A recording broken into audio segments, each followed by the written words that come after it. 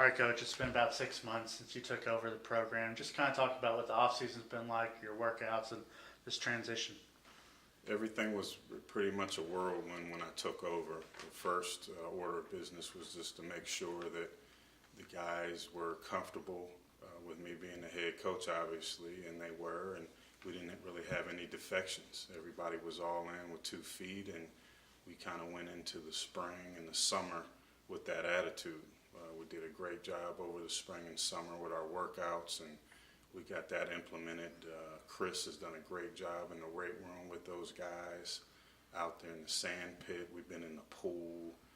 So we've changed some things as far as our strength and conditioning is concerned. Our nutrition, I think we've really upped what we were doing previously the last 2 years, and that's been a huge help.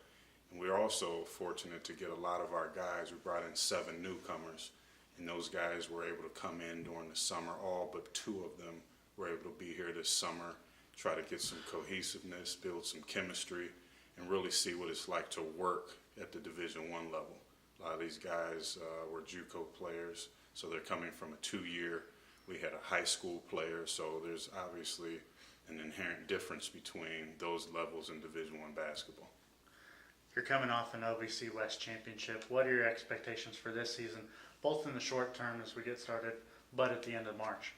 Our short-term goals, they're the same every day. Each day we go into the gym, we want to be as good as we can be, and we want to get better. We want to get a little bit better each day, not only on the court but off of the court. And off the court for myself and my program is just as important as on the court, because I just think there's a parallel between having academic success, having social success, and that carrying over to athletics.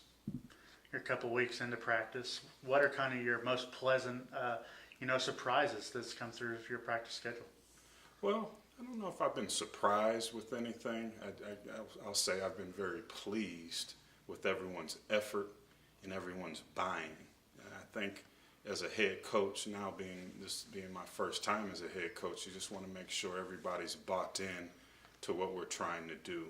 And what we're doing each and every single day, every morning, every afternoon in the weight room, on and off the court, we're just trying to get better each day, and we're trying to build on the past successes we've had. We've had some success, but we want to take it to the next level. Win the conference outright, and obviously win the conference tournament to get the chance to go to the NCAA tournament. Those are our goals, and I think that those need to be our goals. And we, if we can get better each day, as I've said earlier, I think we'll be able to attain them. You talked about how you want your team to mold and your goals and your successes that you want to build upon. How do you have the newcomers mold with those guys who have been here and been through the battles? How did those two merge together to make what you want? I'm fortunate, and we're fortunate as a staff to have some guys that have gone through it and had some success on the court. Obviously, we won the West last year, and we were about 20 minutes away from winning the conference tournament. So they know what's expected. They know what it feels like to be so close yet not reach the pinnacle. So they can rely on those guys, the newcomers, to get advice, ask them questions. And like you say, the upperclassmen and the guys that have been here can kind of mold those young guys and those new guys to just kind of help them get through the process. There have been a lot of sayings with this program over the last 2 years, but what do you see your team identity as in your regime? Pretty much we go with RTP, and that stands for respect the process. Success is a process, and you have to, I always tell them each week, success rarely rewards the wrong person. And I think if you do what you're supposed to do academically, you treat everyone with respect, you do what you're supposed to do socially, stay out of trouble, be a good person, you'll have some things, good karma happen to you on the court as far as basketball.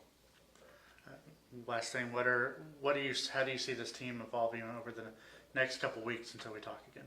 Well, we're kind of getting to the point where we're getting a little tired of banging up against each other. We'll have a scrimmage in a couple of weeks where we'll go against another team. I think that'll be key. But in the interim, we're just trying to get better each day. We had a practice this morning. We have another one this afternoon. And each day, we want to be able to leave that gym, and before we lay our heads down on our pillows at night, be able to ask ourselves one question. Did we get better today?